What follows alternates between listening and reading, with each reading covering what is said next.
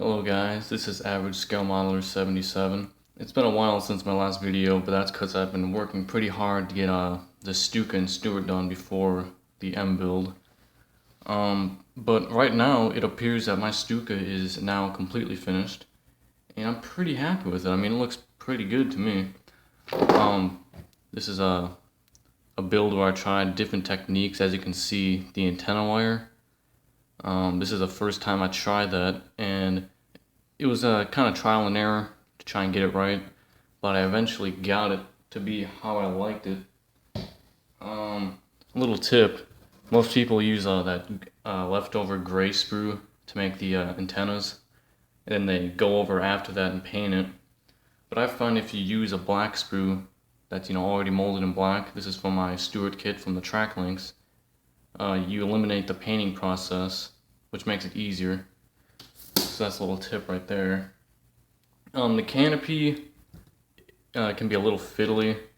There are some parts that are a little difficult.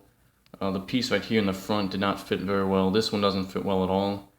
There was actually a gap right here that I filled in with some clear tacky glue. Then I painted that to make it look like it was a framing. But under here and over here, there's gaps there. Don't really know what happened, but whatever.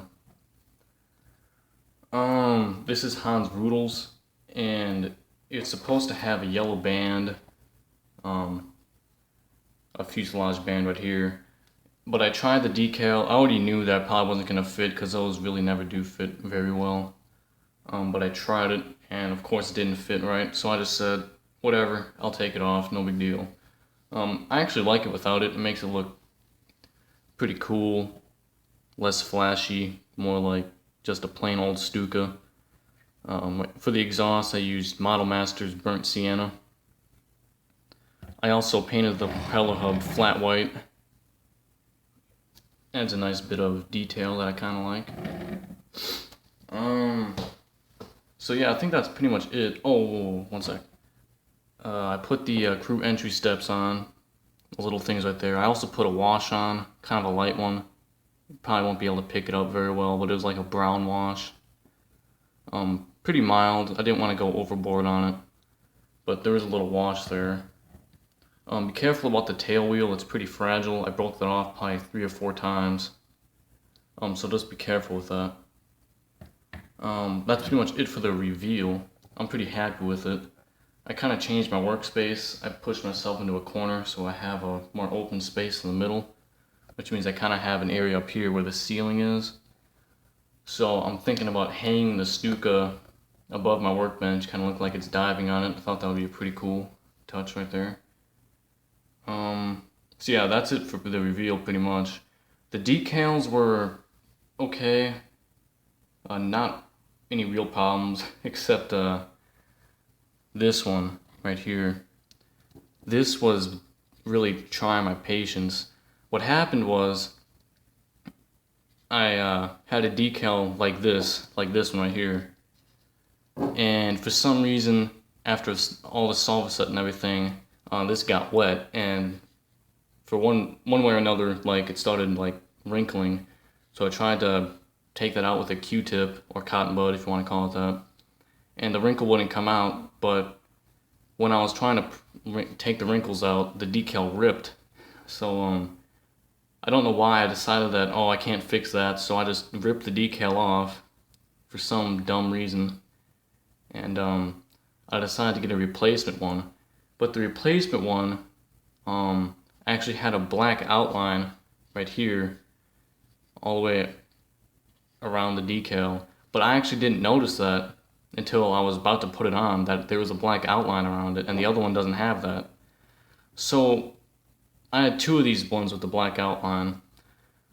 So my great idea was, my genius idea was to put the decal on just like all the other ones, and then put solvacet on it, then get a razor and like cut the black part out and peel it off.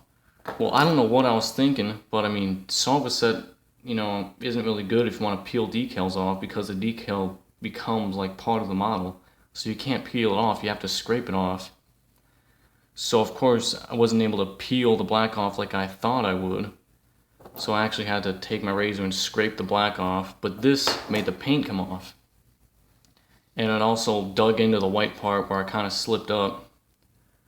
So I actually had, two of these black decals, so I decided that this next black decal I have, which would be my last chance to get it right, I had to cut it off the black outline while I was still on the sheet, and then put on the white decal, well, the Iron Cross decal that just had the white on it after I cut the black off.